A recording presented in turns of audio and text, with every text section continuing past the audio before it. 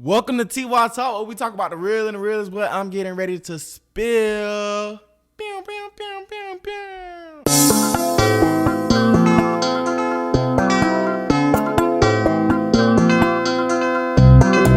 What's up, guys? All my people out there, whether you're Christian or not, I want to encourage you to learn more about Jesus Christ, who he is, why he came into this world, how much he really loves the world.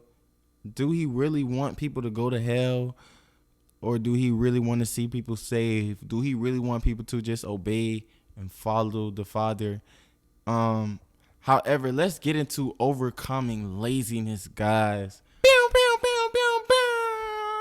Yeah.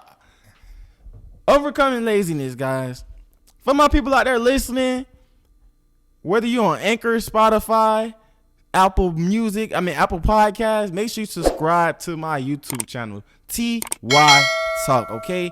If you're not on YouTube, subscribe on whatever listening platform you on, okay? And I'm sorry about my little ads y'all be hearing. Your boy got to get some, you feel me, some bread, you feel me? We got goals we trying to reach, and I'm just being transparent with y'all real quick. But either way, let's get into defeating laziness. Why is defeating laziness important? Number one, laziness is going to stop you from doing everything you need to be doing. Laziness is going to stop you from your purpose. Laziness is going to stop you from getting to that bread to change the world, help change the world. Laziness is going to stop you from it's going to add on to depression if you're already depressed. It's going to add on to you being sad if you're already sad. Laziness is something that we got to kill. And I can honestly say on this big platform with all these people watching me, me with my little bit of subscribers. But either way, with all these people on here, I can honestly say I struggle with laziness. Reason being, one thing, I like to sleep. I'm not even going to sugarcoat it with y'all. I love to sleep, and we see in Proverbs all the time about people who sleep when they need to be up. If you read the Bible, but if not, I got a proverb for you today that I'm going to elaborate on. But I like to sleep, and I can say my laziness came from me being burnt out. So if you guys are like me and when you work hard, and when you chill hard. So that's me. During my sophomore year in high school, I started my t-shirt business, and it was picking up, and it was a lot on me. Didn't know a lot about managing. I just knew how to make money by myself and try to do everything by myself, but didn't know how to delegate tasks, didn't know how to, have people do this and have people do that. Sometimes we want to do everything ourselves. We can't, and that causes us to burn out. And that's exactly what happened to me. I burned out. I didn't want to do nothing. Y'all see me if y'all been following me. Didn't want to do anything. Didn't want to make shirts. Didn't want to, I just said, forget the business. It was good, but forget the business. And that's because sometimes you don't know how to you don't know how to delegate tasks, or maybe you don't have the right community around you to equip you to do certain things. You may have people who don't know how to support you in the way that you need. They know how to support you in the way that they know how to support you, but you may be needing support in other ways. But it's really no one to blame for that. It's just all about growing and knowing and understanding more things. But to overcome laziness, just to get y'all out of my sob story, to overcome laziness, I want y'all to hear this.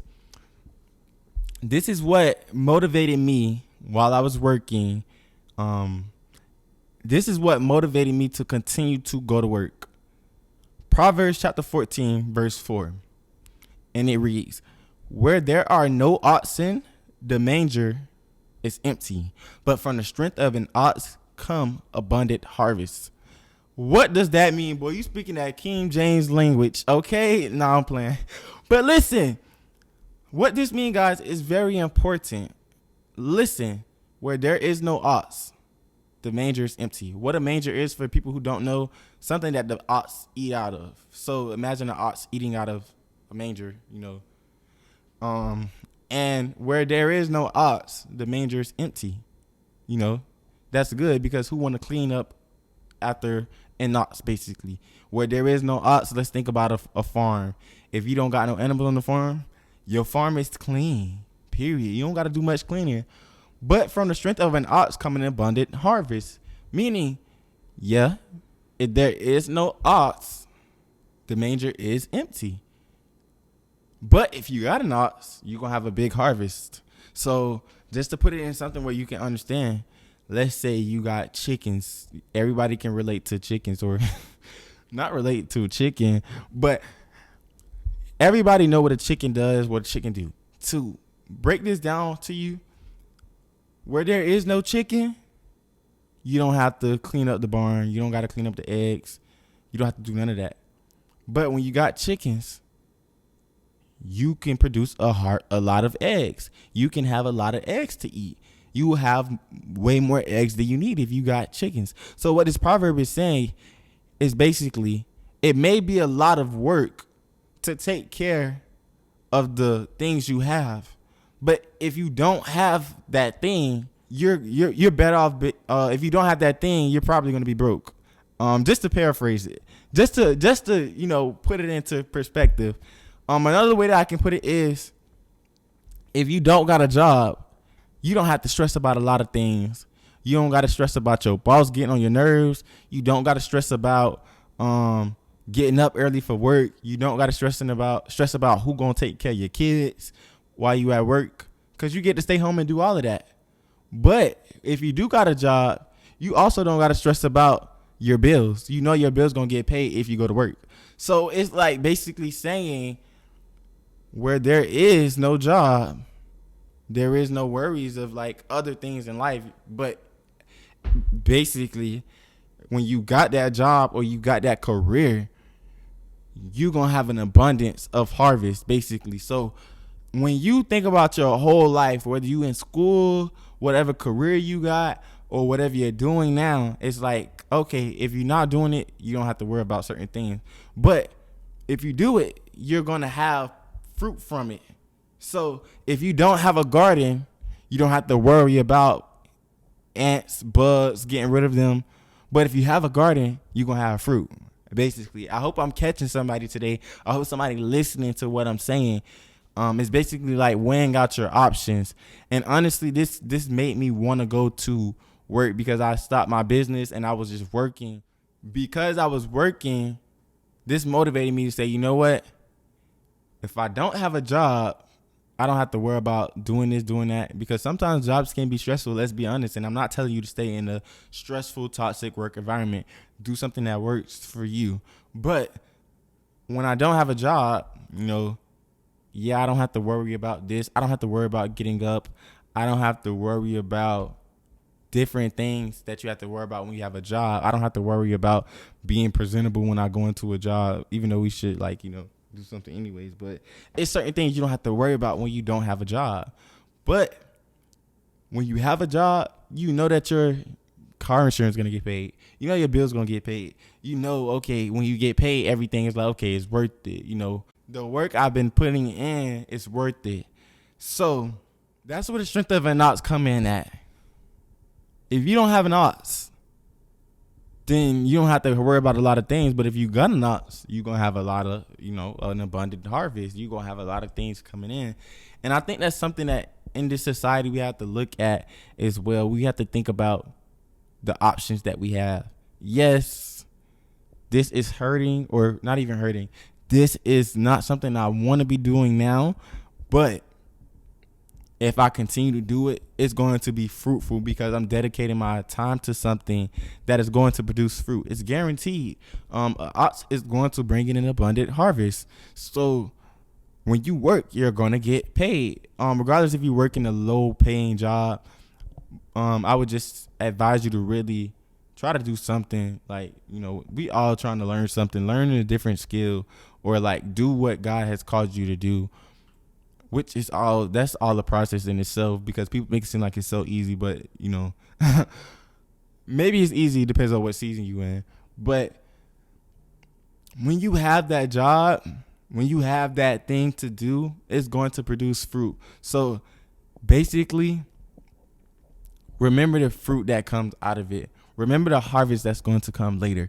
Remember that, without this, you wouldn't be stressed out. But is it really something that's going to produce fruit?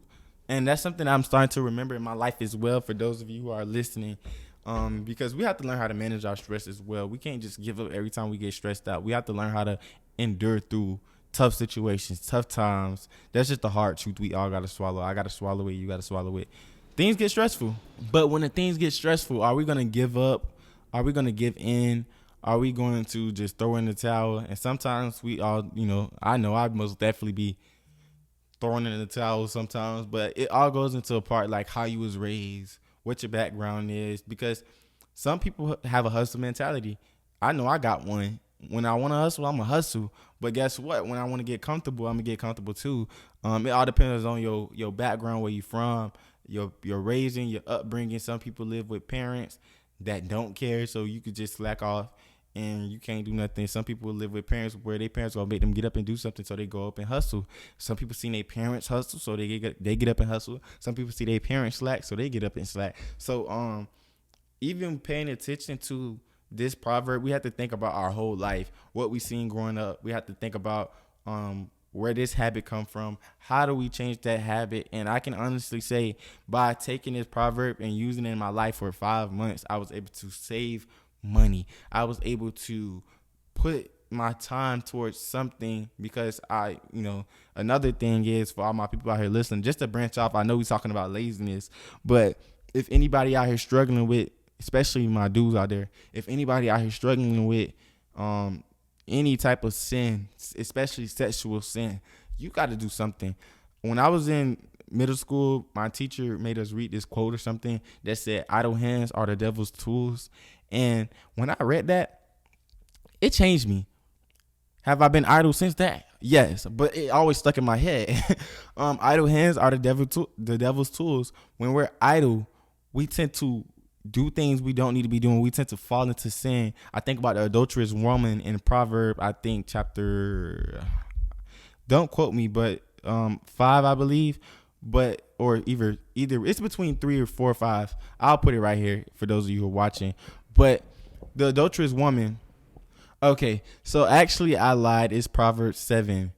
The adulterous woman. So if you go to verse 8, it says, "He was going down the street near her corner, walking along in the direction of her house at twilight, as the day was fading, as the dark of night set in." And when I noticed that right there, if you guys didn't notice, he was walking towards her house. Then a woman came out, and then just read that whole chapter, guys. I really want to encourage y'all to go read that whole chapter. But he could have been doing something else. I could be wrong with the way I'm interpreting it, but he could have been literally doing something different. He could have had his hands busy doing something else. But when we are not doing something, to get to my point, when we are not doing something, we tend to fall into something we don't have no business doing. And that's what encouraged me as well to go work, because it's like, if you really want to please God, have faith. And your faith and your works, they work together. So it's like, if you have faith in God and you really want to walk in obedience, and you really want to start following the things that he says and things that he do, you have to take what he says in his word, the way he feels about certain things, and apply it to your life. What does God care about? He care about the orphans. He care about the widows. He care about poor and oppressed people. He care about the people who a lot of people just shun, look down on. He care about a lot of people. And when you read Proverbs, it's like God doesn't want us to be lazy as people. And because I love God, me as a follower of Christ, I can't be lazy. So I took the proverb of, "Where there is no ox, the manger is empty." But a strong ox gonna bring an abundant harvest. He real strong. And I applied that to my life. And when I tell you, I was comfortable, like more comfortable than I was being lazy. Because when you're being lazy, you comfortable, but you know how you feel when you lazy. Versus when you working and you got money, and it's like, my rest, now that I'm resting, if you got a job that really allows you to rest, because I ain't gonna lie, the job I was at, it's like sometimes it's like, you don't barely get no rest. But when you work and then you rest, you feel amazing. You feel like you did something. You work and you're able to just chill, relax. That is a beautiful feeling. So, and then you got money in your bank account. You're able to, you're able to be comfortable with no conviction, basically. You're able to chill with no convictions. Not chill and feel like, oh, I ain't doing nothing, I'm lazy, da da da da. But you're able to chill with no conviction because you know you went and applied yourself to something that is good, something that is valuable. So that is something that I use to overcome laziness. Would I say laziness is a struggle? Yes, because I feel like it's a struggle for everybody.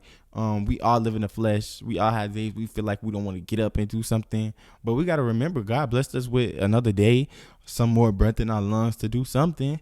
We might as well honor him by working and doing something that's going to bring fruit, whether you're working on something that other people deem as acceptable or not.